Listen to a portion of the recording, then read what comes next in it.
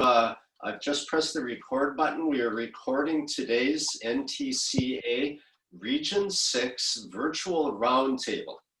And we've just opened up the waiting room. People are coming in out of the waiting room.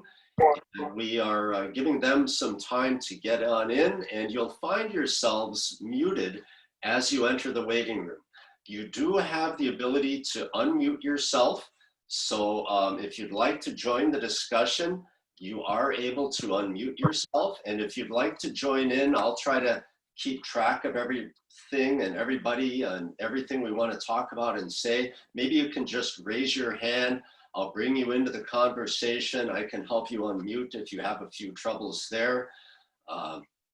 And please feel free as you come in to go ahead and turn on your camera. We'd love to see how amazing you look today. And as you come in, I'll start introducing a few people. I'll let you know what we're going to go over today, what our general agenda will be, and we'll give it just another minute or two to let some of these people come in out of the waiting room where it's cold and dark, and we want them to get out here into the sunlight and join us at this NTCA Region 6 Virtual Roundtable. And as I was saying, this is the 11th of our first 12 roundtables that NTCA is doing on a virtual basis. We're doing a lot of virtual things lately because it's difficult for us to travel. Lisa, I went ahead and muted you. I think I heard your car door there, but keep on coming along. And we're going to be doing more of these roundtables starting in August. We'll be having one every 2 weeks, and we will cycle through all 12 of NTCA's regions on a every 2-week basis. I'm going to introduce our Region 6 director here in just a couple of minutes, Vince Mattingly. You can find him on your screen. And we'll see Vince again in about 5.5 weeks. We might see him before then, but we'll see him again then. A few more people coming in out of the roundtable. And feel free, everybody. John Jarnigan, I see you. Glad to have you. Victor, nice to see you today. Mark Mulleroni, Todd, Jesse, Greg, Angelo, really glad to have you. Feel free to turn on your video if you can, or your camera. And Heather is right side up now, so that's a good thing. Glad to see that. I'm going to go ahead and show all of you what our agenda is. We have a few new things happening today, and I want to share with you today's agenda. So if you can just hang on with me for just a second. I'm a little bit new at this, so I've got a little bit of practice going on myself here. So I do want to share our agenda with you today, give you an idea of what we're going to be talking about. And here we go. So today, let's see, that's not quite what I want to show you. Here's what I want to show you. Here's what we'll be doing today. Real shortly, I'll stop yammering and I'll start introducing some of the key players that are with us today. And I want to show you this map right here. This is the map of the NTCA's 12 regions. If you're not familiar with the NTCA's system, we have 12 regions you can see broken down all over the United States. And today we are focusing on Region 6, which is the terrific states of Kentucky, Tennessee, Alabama, and Mississippi's headquarters state, NTCA's headquarters state of Mississippi, based in Jackson, Mississippi. So there's the 12 regions, and we will be having a roundtable in every region once every 2 weeks. Now, just because it's in a specific region doesn't mean you can't join into any one of them. We'd love to have you at any time from any region all over the United States. We'll be having a poll for audience participation in just a couple of minutes once we're done with introductions. So get ready to answer a few quick poll questions for us. I'll share the results with everyone, and then we'll have topic discussion. We can discuss what we see in the poll or what you'd like to talk about. That's what we want to hear. We want to talk about what you guys want to talk about today. We have a new program today called Ask the Ref. That's a contest. and it's a contest for all of you to participate in. So get ready for that. Ask the Ref means we're asking questions based on NTCA's reference manual. So if you have your reference manual available, might want to just grab that. You maybe want to refer to it a little bit, but I know you have the answers in your head. We have a little bit of industry news to give you today, and then we'll get in and do a wrap up. So that's pretty much what we're going to do today. Now I'd like to get in and introduce a few people. First of all, I'd like to introduce NTCA's famous trainer, Mr. Rob Roderick. Rob is a partner of mine and a good friend. Rob, tell us a little bit about yourself and what you do.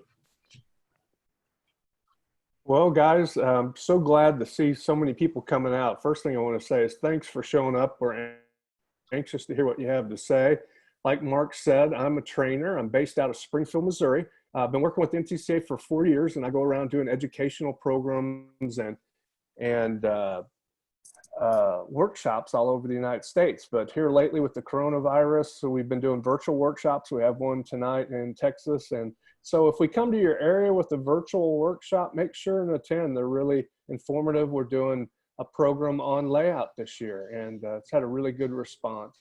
But glad that you guys are all shown up and we can meet in this way in spite of COVID-19. And I hope you guys are all staying safe and healthy.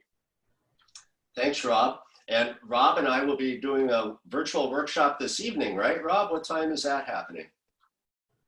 It's happening at 6 o'clock Central time, and it's actually for Inner Ceramic in San Antonio, Texas, and another store there in Texas. But you know, like you said, anybody can come, and you can go to our website and see the whole virtual workshop schedule. They're really good programs where we normally do a regular PowerPoint presentation. We do that in this, but we also, for the hands-on portion, have recorded us actually doing some demonstrations for the audience, and then we answer questions at the end of the program, so people can send in their questions as we do the program, and we answer those at the end of the program. So they're really interesting. If you haven't seen them, make sure and check them out. They're a lot of fun, and I think you'll enjoy it. I'd love to see you again this evening. Randy Fleming. Randy Fleming, another dear friend of mine and a terrific presenter and tile contractor. He's been around the industry a couple laps, I think. Randy, tell us a little bit about yourself, sir. Yep, fairly new in the training with the NTCA, about a year and a half, but done tile for quite a number of years. Started in '79, so I think Jimmy Carter was in the White House. It's been quite a while ago. I try to block out most of those events. My therapist says it helps, so but hopefully we can learn some things today, and hey, whatever is important to you, whatever is of concern. So not only guys, but girls also. Glad we have guys and girls with us today. So glad everyone could make it.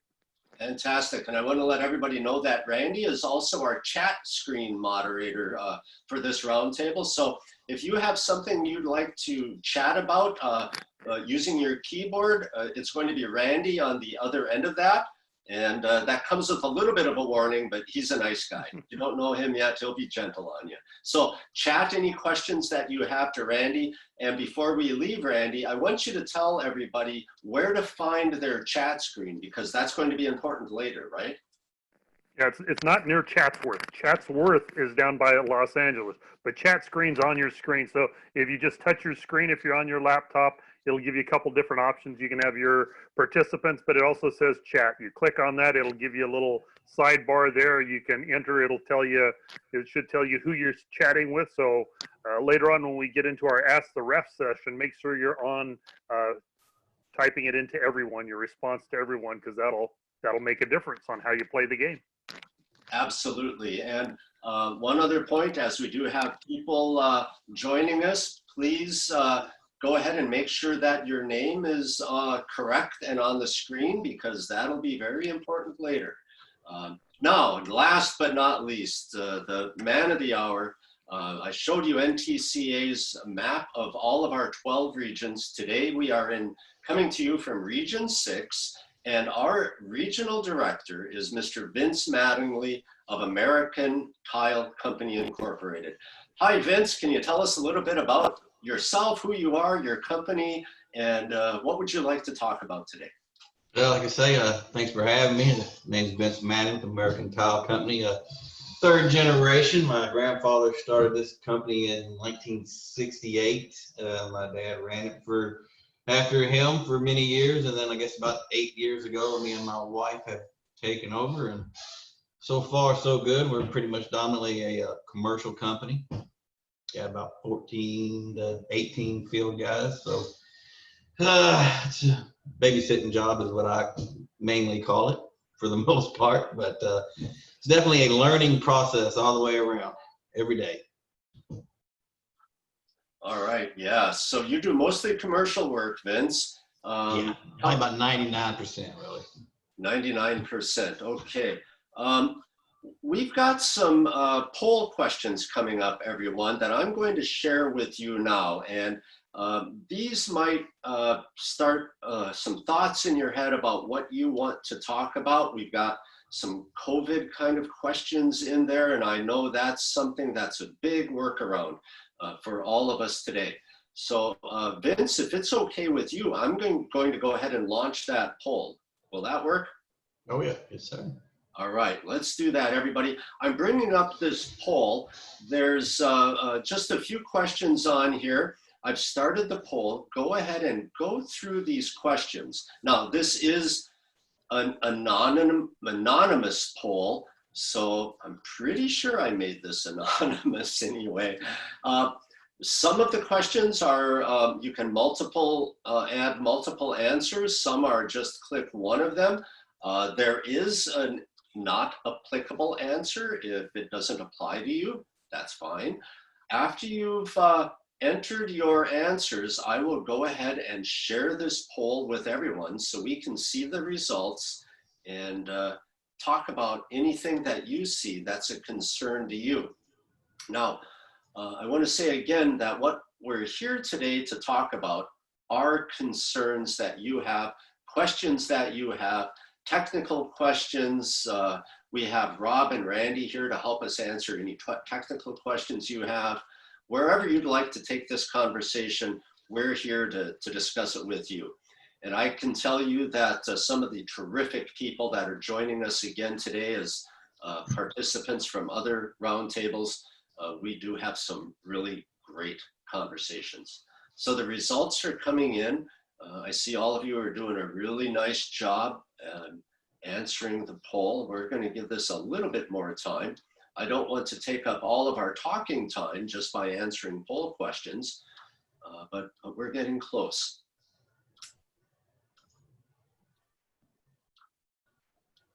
Vince, how's the weather today? Where are you at? You're in Louisville? Yes sir, he's down there cutting some concrete stair treads. It's about 98 degrees in there. Sounds similar to what Brad Denny's been telling me. Nice and warm over in his neck. Quite very similar to Brad's weather. Yeah, absolutely. Looks like everybody that's going to participate has participated in the poll. If you're not done with the poll, please raise your hand if you need a little more time. Everybody that doesn't have their monitor on, I can't see you, of course. We would love to see you. So I'm going to go ahead and end the poll right now, and we'll take a look at the results. Here we go. Let's share the results with you right away. You'll see I asked a question about COVID-19 and safety measures. How have they affected your operating practices? Well, 21% of you had said businesses declined and not enough work to do. 42%, twice that amount, has said business has not changed, it's normal. And about a third of you have said business has increased and we can't keep up. Was NA for one people. I can give you a little bit of information from previous roundtables where we have seen that people are very busy or staying about as busy as usual. In some areas, business has declined and people are struggling to find new work. So you're right in the mix. How has COVID-19 affected your business, your expenses and schedule? Expenses have increased. Safety practice expenses have increased, right? Half of you have said that. Of course, it's added time, it's added financial resources for materials and other safety measures. There's timelines are being crushed. I'd love to talk about that coming up. There have been delays in receiving materials, and for some of you, it's maybe a couple of our manufacturers might not be applicable there. Have you found any success in marketing yourself because of COVID? Now, this to me is a really interesting discussion. Some of our roundtable leaders have told us that they have found ways to actually market themselves because they're doing such a great job with their company managing COVID that they're able to put people at ease and allow them into their usually homes or businesses. Asking you about NTCA's YouTube channel. Those of you that haven't discovered it yet, NTCA has a vibrant YouTube channel, loads of terrific material. Please find it and subscribe. And 14 of you have subscribed to NTCA's VIP text updates. Please do that today if you're not yet on. All you have to do is text NTCA, jot down this number, 31996. Okay, I'm going to stop sharing and let's hear from Vince or anybody about what you would like to talk about. Jump on in. Oh man, you mentioned the hardest thing around here is really just getting people to come to work. Finding people for work, and then the ones that you find, half of them only want to work 3 days a week.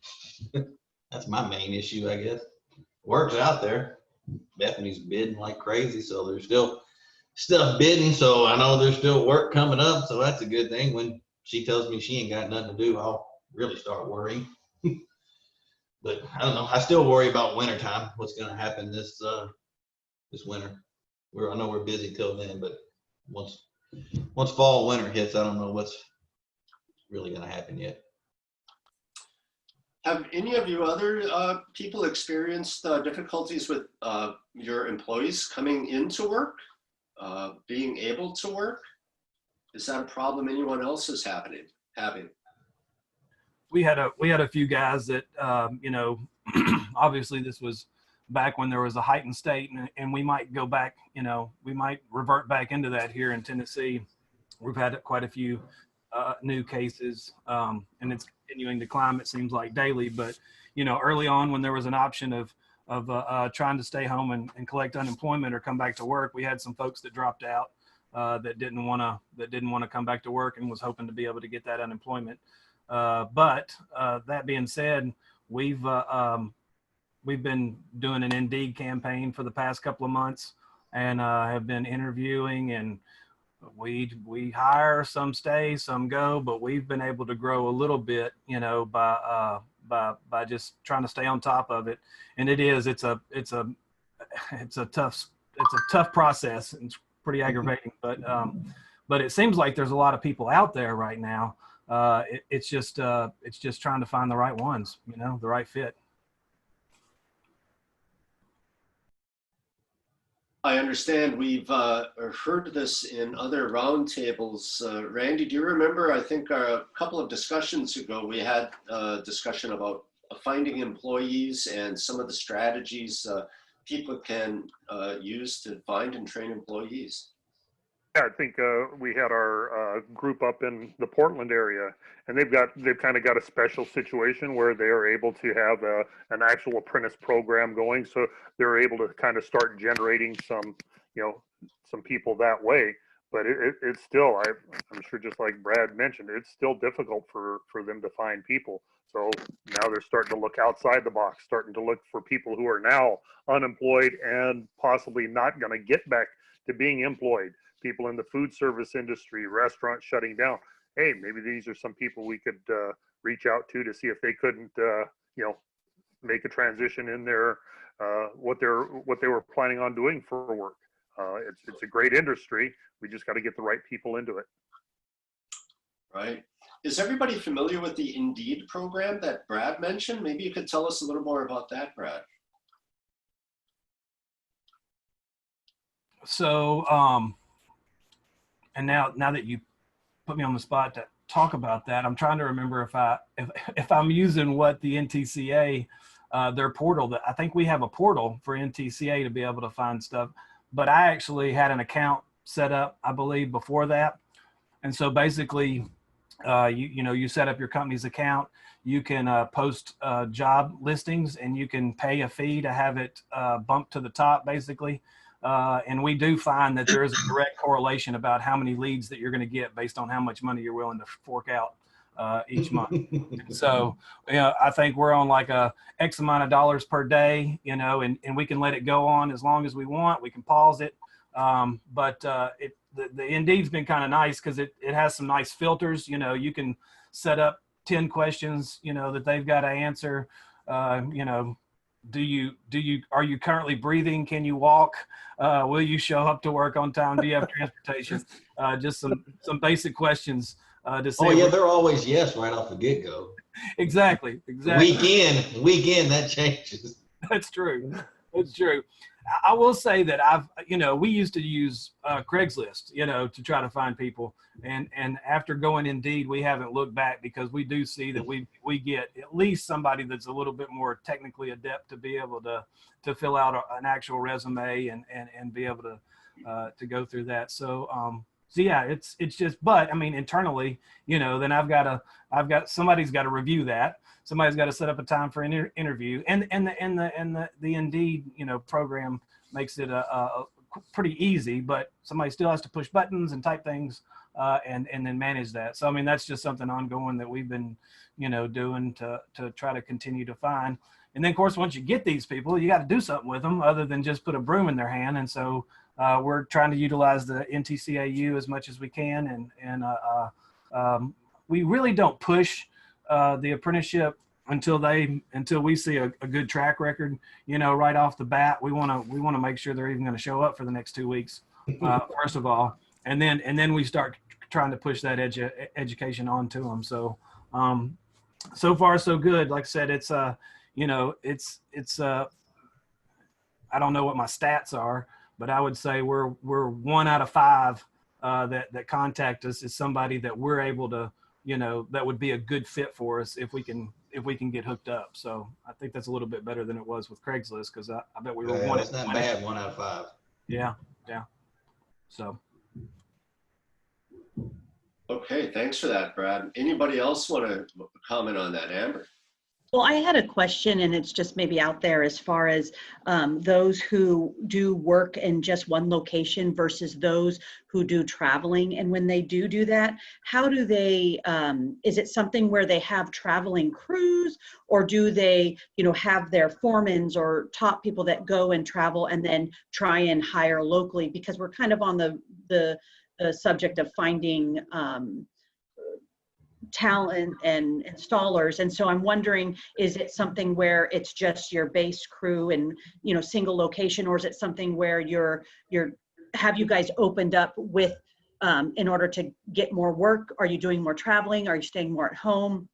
Kind of, how are people structuring their contracting business as far as traveling or staying put? Or I'm just kind of curious as to kind of, and then how that affects looking for talent.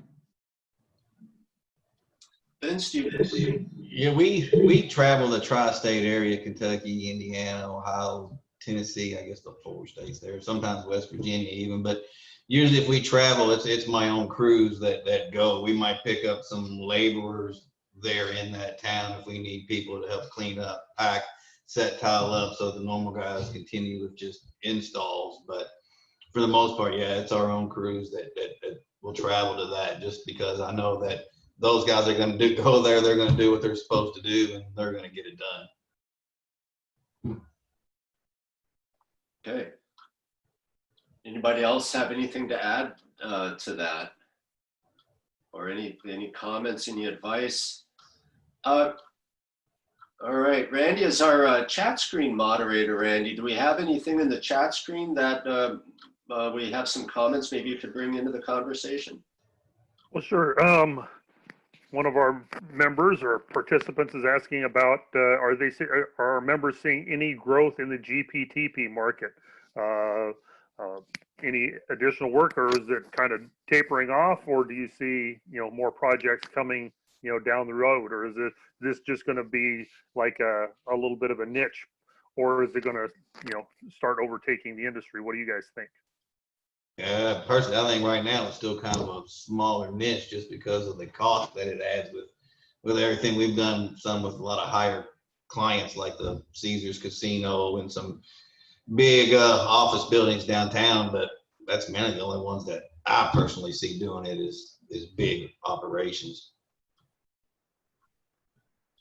We've been doing quite a bit of gauge porcelain tile work, and I do see an increase of and maybe I've gotten, because we've had some successful installs just around here locally, our name has been passed along, and so it's kind of snowballed, and we get a lot of calls.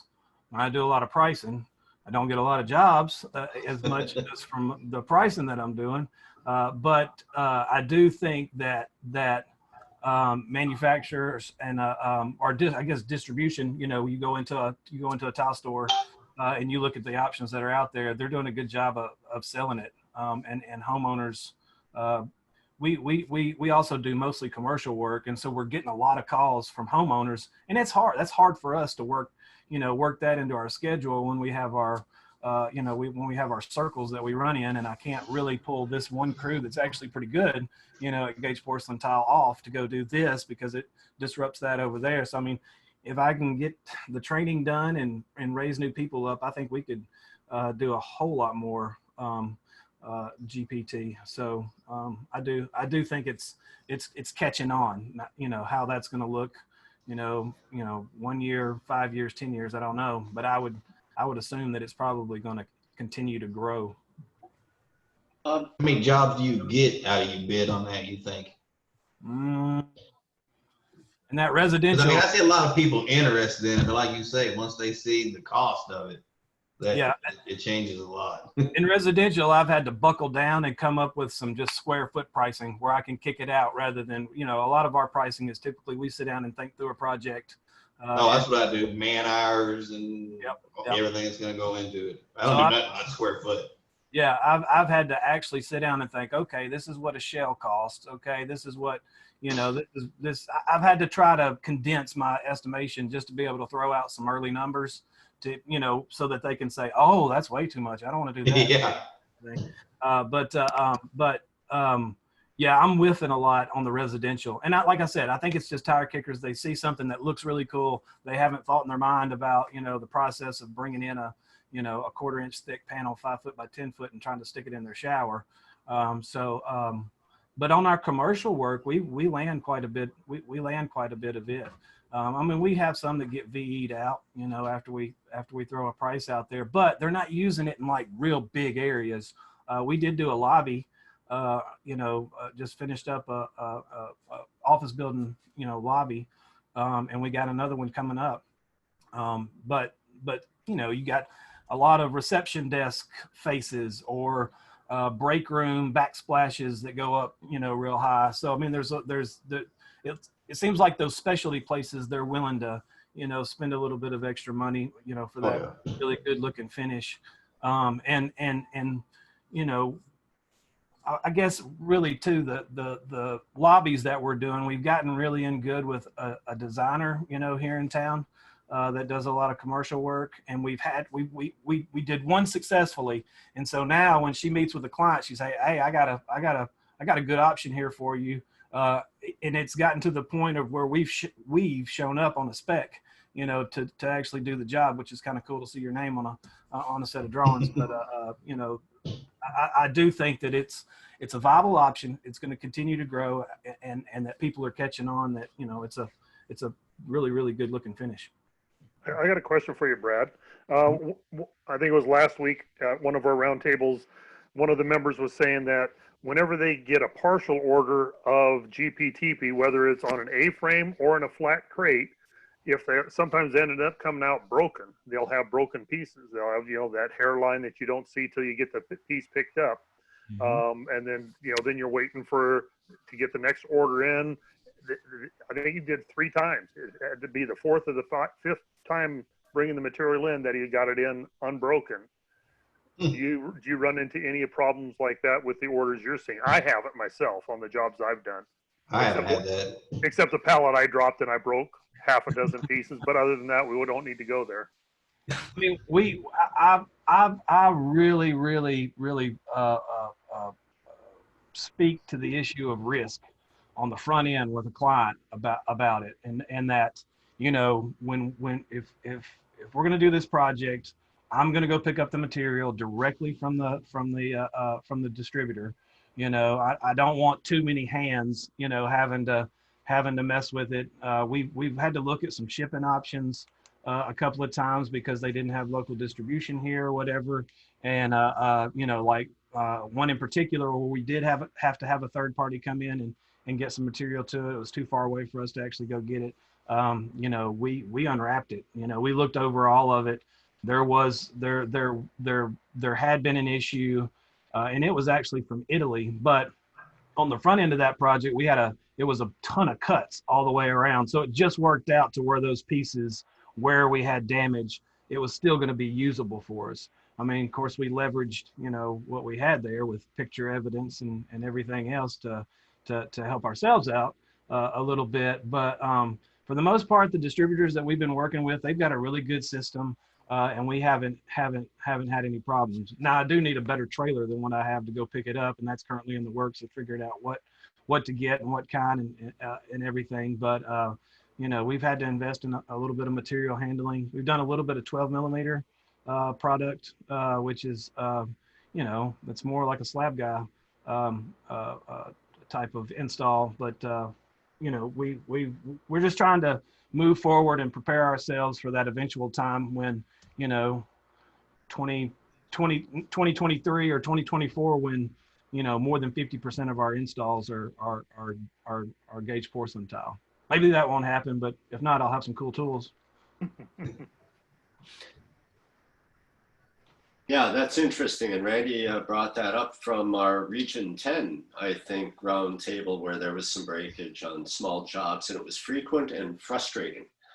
I guess we've been really lucky. I mean, we get them from Crossville or Stone Peak, and I just get them shipped right here to our shop. And knock on wood, they've been crated up nice, all of them in crates. Now, I mean, the one we got where they had 52 panels on one crate was a little bit of a bear of a crate to deal with, but wow, none of them have come in broken from shipping so far of those. Now I've had marble, you know, come in just destroyed, but knock on wood, the panels have all gotten here from distributors just fine.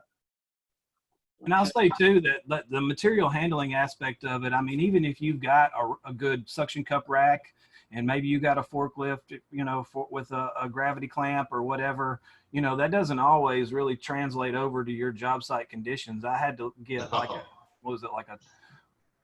12 or 15K, you know, like a tractor type forklift, a rough terrain, almost like a brick forklift, rented and delivered to a job site just to be able to get the material off to get it where I needed it to go on a project. I had to get an aerial lift skyjack, you know, that was super heavy, you know, because you're talking about usually, you know, if you're needing that, you need a big machine. And so I had to get that for an install to get it up, you know. And so when you start thinking about, oh, well, I only got 8 panels, you know, I only got 10 panels. Well, yeah, well, there's a lot of costs associated with getting those, you know, those 8 panels in there that, you know, it's not on the price tag. So, you know, the whole gauge porcelain tile, the actual install part of it is pretty cut and dry. For us, it's always a puzzle about how to get it from here to here and then up to there,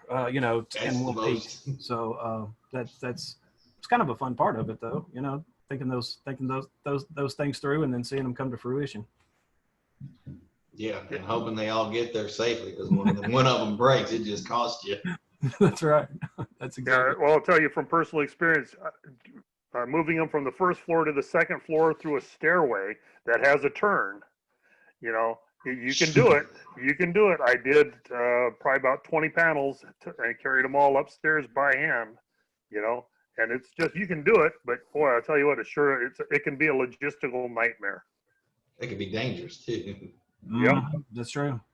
Yeah, and I mean, I've never done slab fabrication, and I mean, but I know that you know, a guy that's buying, you know, 1,000 slabs a year or whatever, you know, to fabricate probably has an in to get a little bit of help on a slab if he breaks it. You know, as of right now, I'm not doing 1,000 panels a year, and I don't have anybody that I have a relationship that's going to help me if I break one. So it's higher material cost, a lot of risk. Oh yeah. I mean, if I've got, you know, if I've got a job that's got 5 panels and every one of them needs some type of intricate cut to it, I'm adding waste. And I mean, that waste, you know, I mean, No, I'm ordering 8 panels for that 5-panel job. I got you. I'm right there with you. And you got to do something to, you know, to give yourself a little bit of a leeway there, unless, you know, unless the volume of it increases so much where that price could come down, where we might be able to get a little bit, you know, a little bit of help somewhere. But as of right now, it's risky. And so I'm planning for the risk. Randy, Cody is asking us a question on the chat screen. He's chiming in on this. Yeah, there you go. Good question. What's your waste factor for Gptp? You know, what percentage? I'll give you a very quick story. Company I worked for, they'd broken a lot of panels on a job that I didn't do. One of the other setters had done. They broke every piece. Every piece they broke trying to install it. They had never taken a class or anything. I took a class. They gave me the next project. He bought 85 panels, and I needed 54. Ended up with 30 panels or 31 panels left over, just simply because of just scared of how many pieces got broken. I had one. So training is important. Vince, do you have, or Brad, a normal waste factor that you're adding? Have you done enough that you're able to figure out a percentage? We're trying to give Cody a little information here. I mean, for me, that just depends on the application that it's going in. You know, are they going on columns where they're just getting wrapped? Is it just a panel going on the walls? Is there going to be a lot of cuts? I mean, it kind of varies for each one. For me, I don't have a set. I mean, like we're doing a big job and we're figuring, you know, 24 by 24 or 12 by 24. Yeah, we're going to figure 12 to 15% waste, just normal. But the panels, I kind of look at each individual job and how intricate, like Brad was talking about, how many cuts are in this thing, how many miters do you got to make, and corners do you got to book match, or you just slapping panels up. So, I mean, some jobs you might not have hardly any waste with it. Some you might waste 4 or 5 panels on a 10-panel job. So we have a manufacturer representative in our group today, and I'm wondering if I could maybe ask Derek if there's a recommended percentage that you'd like to see contractors or estimators bid in waste, Derek? Actually, it's goes back to just what he said. You just have to determine how chopped up the job is. You know, if it's a lot of full panels, you know, and you're experienced, it really depends on, you know, your experience and how well you can handle the material.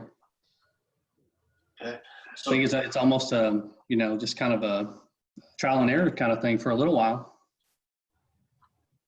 Randy mentioned training, getting some training, getting some experience under your belt. That's going to help everything too. So, and that's the thing we run into a lot is we get calls from contractors who've never touched this stuff before, and they have no idea what tools are needed, and that's the scary thing. All the, you know, issues that you guys have. So imagine what the problems they're going to have on a job. Yeah, early on, I noticed that it was there were people doing these training things, you know, where you could go and touch a piece, cut a piece, and put a piece on the wall. And in my mind, learning on somebody else's dime is a heck of a lot easier than learning it on your own. So, you know, if you haven't had that exposure to it, that would be, to me, would be step one is, you know, go ahead and get your hands on it. I mean, you might be able to get a free piece from somebody if they think that you have a potential to be a good installer. Get a piece, take it back, cut it up into 20 pieces, put some miters, glue them together, see what's gonna, how it's gonna happen. But it's a whole lot better to figure it out, at your leisure than it is under a time crunch when all of your profit might be wrapped up into one piece, whether you break it or not. That's a terrific discussion. A lot of things, and unless there's something anybody else would like to add here, I'd like to move the conversation along. We have and Lisa Schaefer, I saw your hand up. Do you want to jump in, Lisa? No, we're good. That ship has sailed. Sorry about that. We can get back to that. Okay, thanks, Lisa. I'm going to turn the chat screen back over to Randy. We have a question for Vince coming in on the chat screen. Yeah, so the question is, Vince, how do you get a hold of larger corporate general contractors when you're doing your work? Man, we just bid like crazy. I mean, Bethany just bids. But people send us, we've been in business for 52, 53 years now. So, we got a very well established name. So, we get bid much just from everywhere. And then, of course, with our reputation, people know if they got a large job that's in a time crunch that, we're a company that can get in there and get it done for them. And luckily, people know that, at least in our area. Most of the part is just bid. In the commercial world, it's bid like crazy. Yeah, they're looking for numbers. They're just always looking for numbers. Yep. Yeah. Now, the scary thing is you bid 20 jobs, you're going to get 2 of them or you're going to get 18 of them. So there, like here in California, there used to be, builders exchanges and things like that. Do you have, businesses like that back there, or is it mostly just word of mouth? Oh no, she's always searching. You got builders or Dodges, and she's right here. She handles all that. She is the bid queen. Hi. Hi, bid queen. Hi. No, yeah, we use Builders Exchange. We use iSquareFoot. There's I don't know if it's regional or if it's national, but something called the Blue Book has come out in this area. So we search all of those plan rooms as well as get invites directly from general contractors that are bidding. And they overlap a lot, but sometimes you'll find some that aren't on other sites. But we just do as much as we can, and we do some negotiating work with some contractors that we've established some good relationships with, but those are kind of few and far between. Help answer the question. I think so. But luckily, if there's a big project coming up in town, people will send us an invite. They're gonna want at least a number from us. Okay. And most of the time, if there's multiple general contractors bidding one project, they want all the same subs bidding to them as well. They don't want to be. Oh yeah, we'll get multiple invites for the same project. For the same project, yes. We got a thumbs up that answered the question. From cool. Great job, guys. Terrific job. Who else would like to chime in with something on that? Or I did see that we missed something on the chat screen from Sean. Sean had said, going back to the Gage porcelain, that the last time we had the discussion, it was about a 50-50 to answer the question about is this a niche product? Some people loved it, and some people saw a big markup in labor. One of them was just darn tired of trying to deal with Gage porcelain and didn't want to deal with it anymore. So it's a little bit, I think we're in a state of trying to figure out where we're at with that product. So I get a lot of calls of people who don't want to deal with it. Yeah. What else do we have here? What do you guys want to talk about? Throw it at us. Anybody have any technical questions? We have a tremendous wealth of technical knowledge on this. Paul, how about you, sir? Yeah, we just got an offer to bid a marble staircase today. So I'm familiar with the standards for deflection, for the joists and the between joist deflection, but I was wondering if there's anything special consideration for stairs, wooden stairs. Wooden stairs and marble. Rob Roderick, You think about that for a second. Can you have any advice in the standards for Paul? But we have to unmute you, Rob. We like your lips moving. I apologize, guys. I didn't want you to hear me coughing and whatever, drinking. But yeah, there are several methods in the standards for stairs. And I'll take some time. I'll look those up and get back with you and tell you. And you can look at the standards that are available and see which one works best for you. But you said it is a stone installation, marble? Yeah, marble over wood framing. So they haven't even broken ground yet. So if I can get some specifications over to the architect at least to make sure that, you know, it's built right the first time. Right. I think there's 3 or 4 different methods. Most of them include, you know, mud in the installation. But I'll get that information to you. But there are several ways that you can do it and are recognized by the industry and drawn up in methods. So, Thank you. And you might be able to tap into that Dimension Stone design manual. There might be something there too, right? yeah. So that's another question. What kind of what's the thickness? Because once it becomes beyond 3/4 of an inch thick, doesn't go to the TCNA. It goes to the Dimensional Stone manual. So what kind of stone are you putting on there? I'm assuming it's 3/4 inch slab material. Okay. All right. Okay. Terrific. And one of the things, you know, I want to point out that Rob is doing, we want to be cautious. You know, we don't always have all that information on the top of our head, but we know how to get it and we'll get it to you. So I've had a lot of success going over wood with Primer and Customs Crackbuster Pro, and then setting over that. So how has that been? What is the specification for that? For the detail? What's the system? Oh, for laying over wood floors, we use a lot of Crackbuster Pro. You prime it and lay your Crackbuster Pro down and then set to that. Okay. All right. Do any of the manufacturers represented in our roundtable have any direct knowledge about stone on wooden stairs or stone over a floor or deflection information? Please jump on in if you do. We'd love to hear from you. Hi, Mark. It's Mike McLizzy. How are you? I'm great, Mike. Thank you for joining us today, sir. Hi, folks. So, yeah, I mean, it typically goes down to the L/720 deflection rating for stone. I mean, that's primary.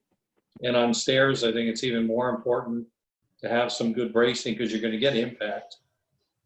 And also, if it's residential, the other thing you got to be concerned about is every staircase has to be supported from the underside in the framing because there's a lot of vibration that happens.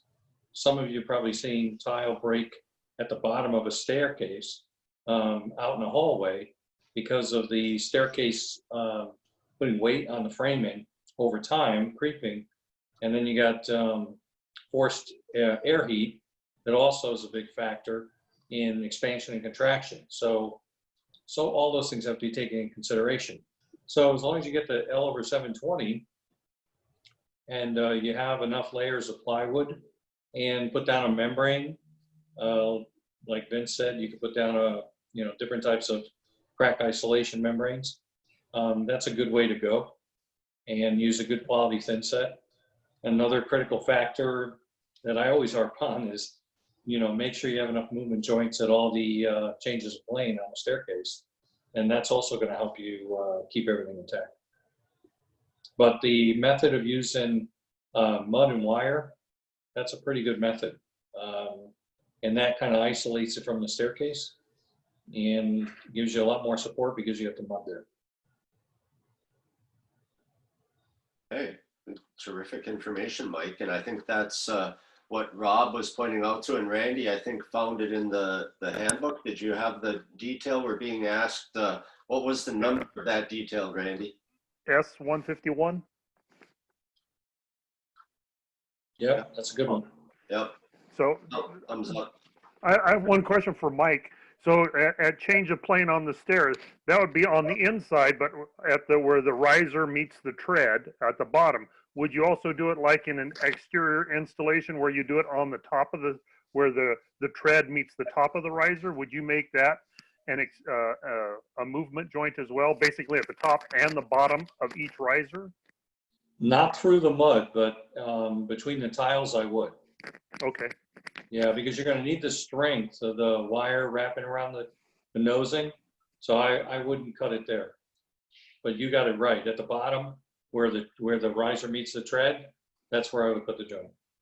Okay. Yep. It's kind of inside corner, yes, outside corner, no. Correct. Okay. Would that change on an exterior stairway? We recommended it both ways, but I typically like to leave the nosing in place. The grout to support the nose of the tread. Yeah, because you do have that impact, and that's a big deal. And a lot of it also depending on if you're going to use a profile strip, or if you're going to, miter the corner, or if you're just going to do, lay one on top of the other with a nosing of some type. Okay. Fantastic discussion. Randy, I want you to take a look at the chat screen there while I'm going to tell people a little bit about our competition or our little test, our little, our little quiz that we've got coming up here. I'm going to share my screen with you again and just give you a little bit of a teaser for what we have coming up while Randy's checking our chat screen to see what else we have there. This is brand new today.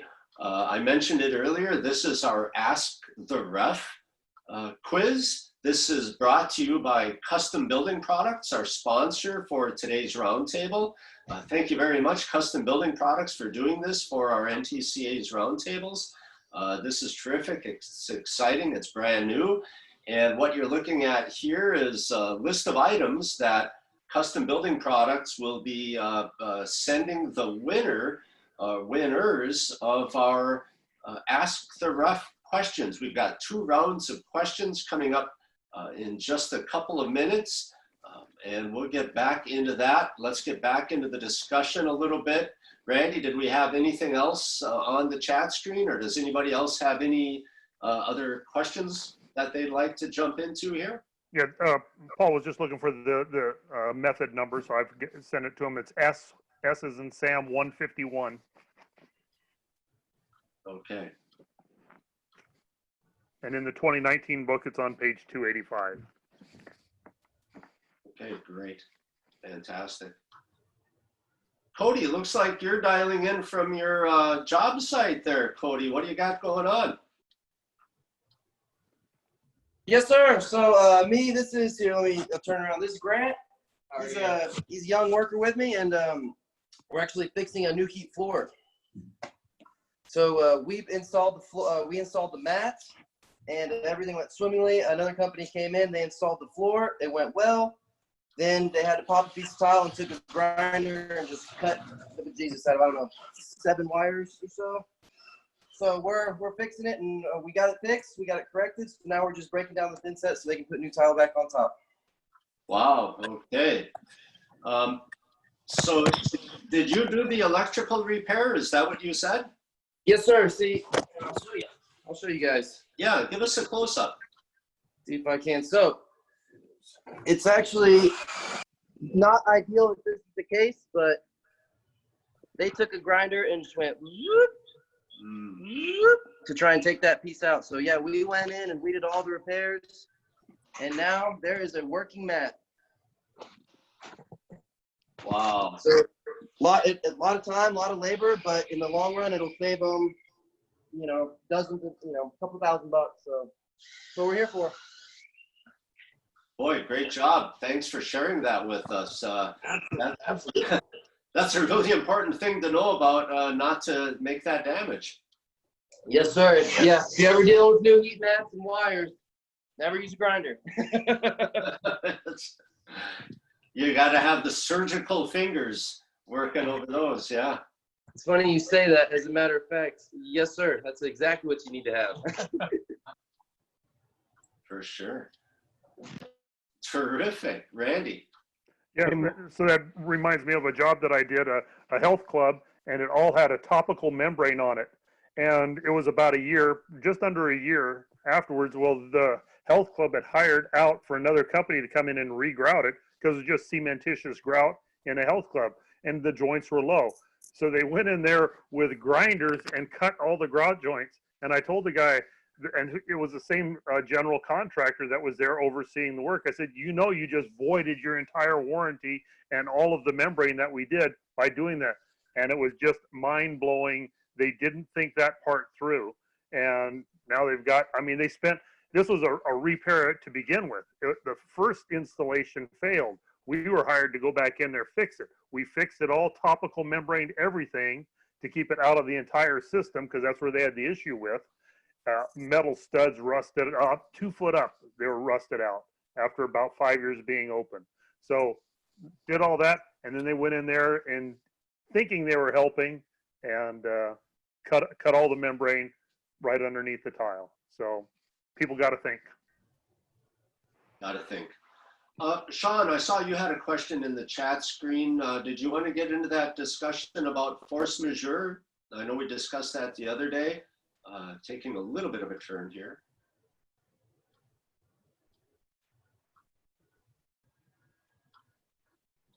I think Sean's off mute. Maybe not. Okay. Well, Sean, if you would like to chime on in, please do so. We can't hear you if you're trying to chat with us. So, anybody else have any provisions you can put in your contracts that will protect you from things exactly like this? Yeah. And as you review it, you can see that COVID-19 is something that could definitely be considered, so it should be added in all of your contracts.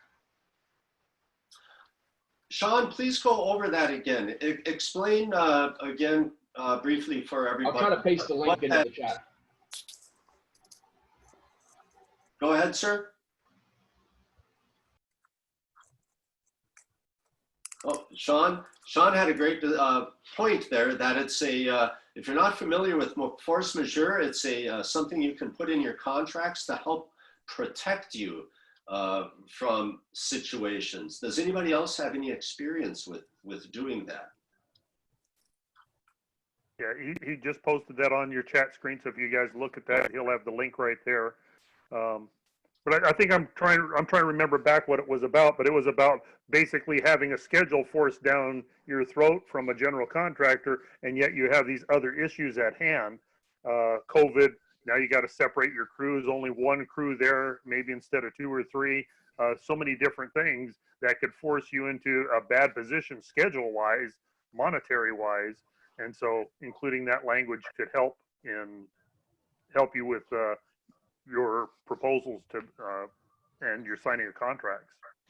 So absolutely. And if I go ahead. Yeah, if I understand correctly too, a lot of contracts already have that written in there, and they described it as, you know, acts of God, or, you know, things that could not be possibly thought of that could affect you finishing on time. And it had benefited several of our members having that in their contract now that we're in a global pandemic and everything that came along with that, which is, you know, hurt them as far as completing projects on time. So it may already be in your contract. He said, you know, if I'm remembering it correctly, a lot of contracts already have that in there. So it's something to check for if you're in that position where a contractor is breathing down your throat and you're dealing with everything that comes along with this COVID-19 crisis. It may be a way that you can have some kind of protection from it. So I think that's the way I remember the conversation. It was new to me. I hadn't even heard of the concept or the idea. So it was pretty interesting. I don't know how many other people have heard of it. Check out the link in the chat screen. We can send that link to you again if you miss it on the chat screen. But I want to get on now to our Ask the Ref part of the program. I'm excited about this. We're going to be queuing up Rob here right now. So got some information to share with you right here on this slide. This is Ask the Ref. This is questions out of the NTCA's record. All right, guys. Go ahead, Rob. All right, guys, let me explain how this is played, okay? First off, it's open to every one of you, and the way that you're going to respond is through the chat screen. So if you're not familiar with the chat screen, what you do is you basically click on your screen, and there'll be a toolbar there at the bottom, and you click on chat, and you're going to put your answer in that way, okay? And our questions come from the NTCA reference manual. If you're not familiar with the NTCA reference manual, it's set up in a problem, cause, cure format. So what we're going to do is we're going to give you a problem that, you know, tile contractors deal with, and then we're going to give you a list of things that could cause that problem. Some of them are correct and some of them are incorrect. So you will have to select which ones are correct and put that in the chat screen, and the first person to enter that in is going to be the winner. And we've got Randy, who is going to monitor the activity on the chat screen, and he's going to tell us who was the first to answer. So go ahead and give us that question mark. You guys ready? Pull up your chat screens. Get ready. All right, pull up the question mark. I think we're ready. All right, this is right from our NTCA reference manual. Which 4 issues listed below could create pinholes and grouts? A very common problem to have pinholes and grouts. Give us some examples of answers that they could put. And again, the first one to get these entered will win the prize. We're going to list them all and I'll go through them, but don't let that stop you in answering the question. You don't have to wait for me to read it to go ahead and answer. Let's see what we've got. We've got 7 different possible answers. 4 of them are correct. Just put in the letter that goes with the answer. Yeah, that you believe is a reason that you could have pinholes and grout. Yeah, the reference manual shows 4 in there.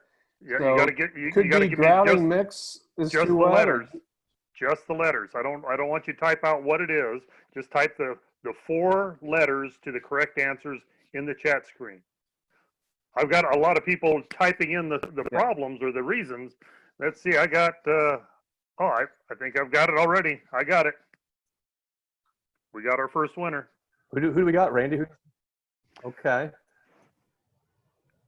Mr. Brad Denny. He got it right. Brad Denny. That doesn't surprise me too much. So we got them highlighted there. These are the 4 reasons that you can have pinholes and grouts found on page 222 in your NTCA reference manual. Congratulations, Brad Denny. It doesn't surprise me at all.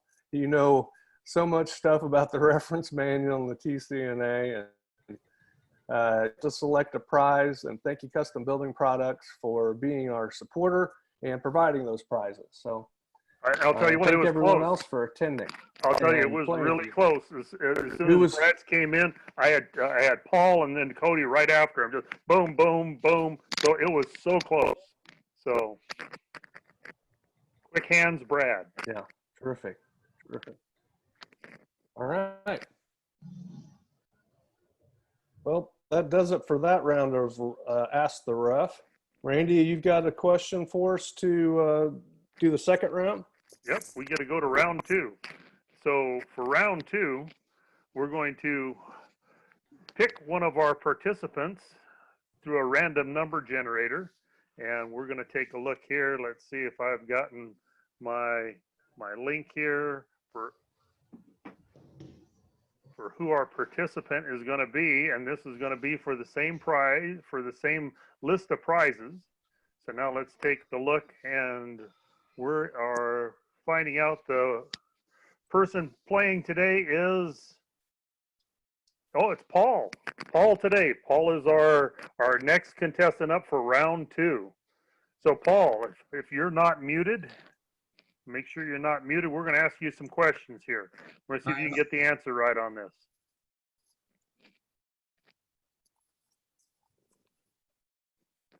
So here we go. So for round 2, here's the question. In the NTCA reference manual, there's a section that deals with the visual inspection of finished tile work. So the question is, what is the recommended viewing time for visual defects on floors of 200 square feet or less. There's an actual point in there. So now we're going to have a handful of answers. Let's see if you can come up with the right answer. There's your choices. And I am not singing any songs from Busta Rhymes because I don't even know the song. Now, my answer was going to be right until the check clears, but I don't see that as one of the choices. That wasn't it. Nope. I'll be honest, I really don't know this. So do you want to ask the audience to give you a hand? We can ask the audience. I'm going to use my years Lifeline? of experience to what would be reasonable? I would think. Tell him about his Ask the Audience option, Ray. Well, your ask the audience doesn't hurt you in any way. Oh. And what we will do is we put it out as a poll to the audience and see what they think. All right, I'll do that. Okay.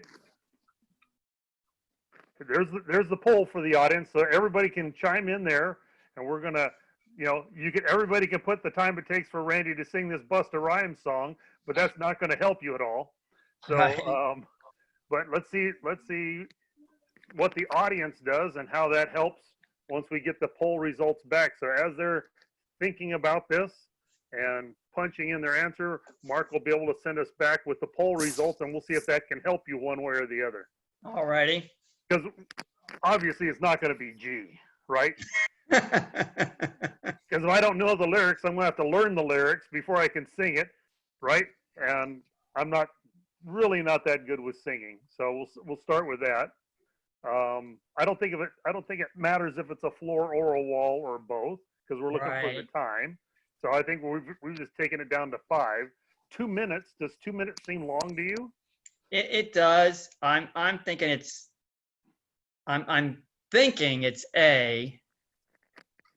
There's our poll results. Agreed with poll me. Results. Yeah, a lot of people are thinking 30 seconds. Pretty evenly split. But if you start counting it on your stopwatch, 30 seconds is, in other words, if somebody's there looking at a wall, say a wall that you've done in that room, how long would you want them to be able to stand back and look at that entire wall to pick out defects? Oh, that's a different kind of question. And that was my thinking. I know that the NTCA, does their best to protect the installer, which I appreciate. Yep. Now you're making me second guess myself. I would really second guess the answer that the audience has come up with. Just. Yeah, I don't feel good about that either. All right. And so, I feel more like maybe something along the lines of D, would somewhere in that area. Or about half of A. Maybe half of A. Yes, I was leaning towards half D of as A well. would be perfect. Yeah, I'm going to go with D. Where do I type in my answer? You don't D, even have to final type answer. D, final answer? Well, let's take a look. Mark, pull up the answer. What do we have? Oh, it's D! All right. Amazing. Yeah. We love winners, and we do what we got to do to make you one. I learned something today. Let NTCA make that's you right a out winner. of chapter 10 in our reference manual. I learned I need to read my book more often. I'll tell you what, it actually saved my bacon on a number of jobs.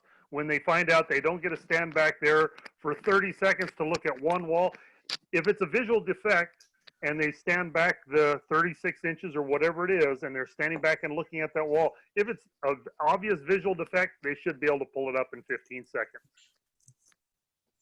And if not, then we've met industry standard.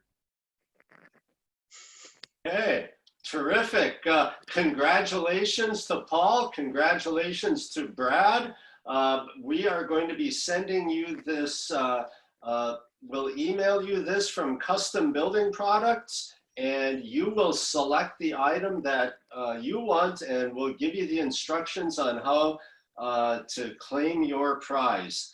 Thank you, Paul. Thanks, Brad. Thank you to Custom Building Products and everybody who played in our first ever, we just made history, Ask the Ref quiz. Thanks, everybody. That was really awesome. That was good. I liked it. Yeah, nice job. So, terrific. that was a lot of fun. I do have one thing for everybody before we can have a little more conversation. We're just about at the end of our time, but I want to give you a little bit of an industry news update. And this is about ANSI. This is breaking news for some of you maybe not so much, but I want to read this this is right off the presses, hot off the presses right here. We as an industry recognize that our industry standards sometimes need a review and an update. To accomplish this, a small group of ANSI members are meeting right now on a regular basis to update the installation standards found in ANSI A108.01 and A108.02. So just to remind you, A108.01, those are the general requirements for the subsurfaces and preparations by other trades. A108.02, those are the general requirements for materials, environmental, and workmanship. Near and dear to your heart. Believe me, if you're in the tile industry, if you're a contractor or a manufacturer, you want to know about these standards. So when these are completed, our committees are going to be moving on to other standards. This is a terrific thing that's happening right now. Stay tuned to the ANSI standard update. You're going to want to know where these end up. Does anybody want to add anything to that news flash there or comment on what's going on? Please feel free to chime in. Mike or Brad? We welcome your input if you'd care. I'll just say that, you know, coming from a background of where, you know, I learned on the job site from my grandfather, you know, like Vince did. And I knew about proper methods from like osmosis, you know. I didn't take it in myself. But as a contractor trying to read through some of our technical documentation for the industry, it can be a little bit difficult to wrap your head around all of it. And there's been so many great contributions over the years of people that have added things that are high quality. You know, this line here that's a really great line, but whether it goes really good with this line here and this line here, it can sometimes be difficult to really get the big picture of what these technical documents say. And I'm excited to see that it evolve and especially speak to some things that we see in our day-to-day businesses more often, and highlight those. Not do away with our tried and true traditional methods. But at least be able to have more of a narrative where someone that reads that, and because we have people outside of our industry that utilizes these documents, and to be able to condense the information into a way that everyone can understand it a little bit better, I think that's really exciting. It is exciting, and it's terrific information because those standards are our friends. Think of it, that's what Brad might have been trying to say there too. So thank you very much. Vince, we're drawing to a close here on our time. I want to be respectful of your time and everybody's time. Do you have anything you'd like to leave us with some parting words of wisdom? Usually people don't listen to my parting words of wisdom.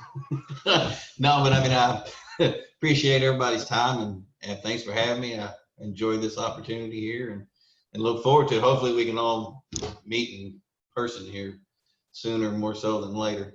I've had enough of my fill of Zoom meetings, really.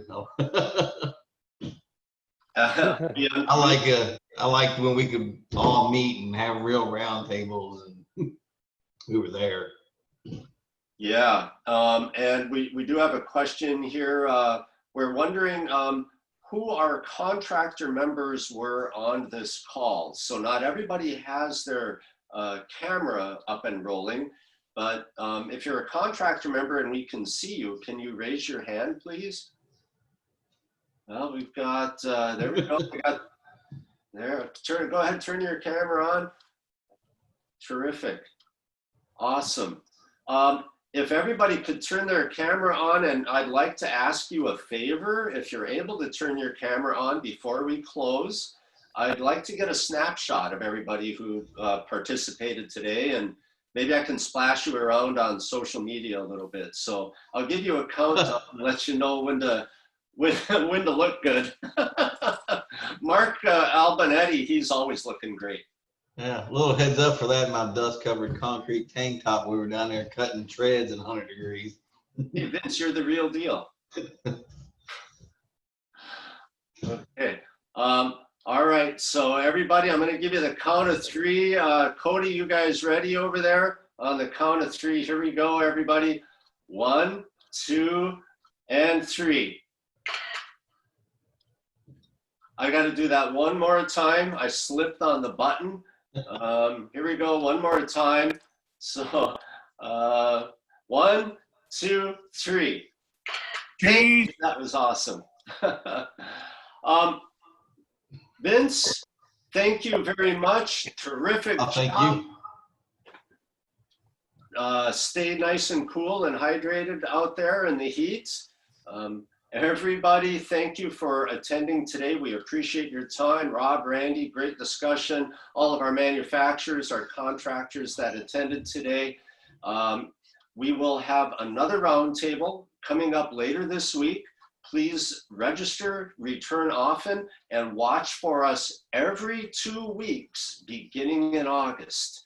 And my last thing, if you haven't received our NTCA text update program, text NTCA to 31996. Do that today.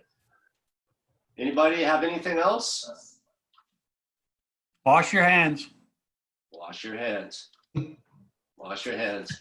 I will say I am really thankful that these opportunities are available for younger guys like me and Grant, because we're able to pick the minds of some of the best leaders in our industry, and you don't get that opportunity every day. So it's very helpful for us.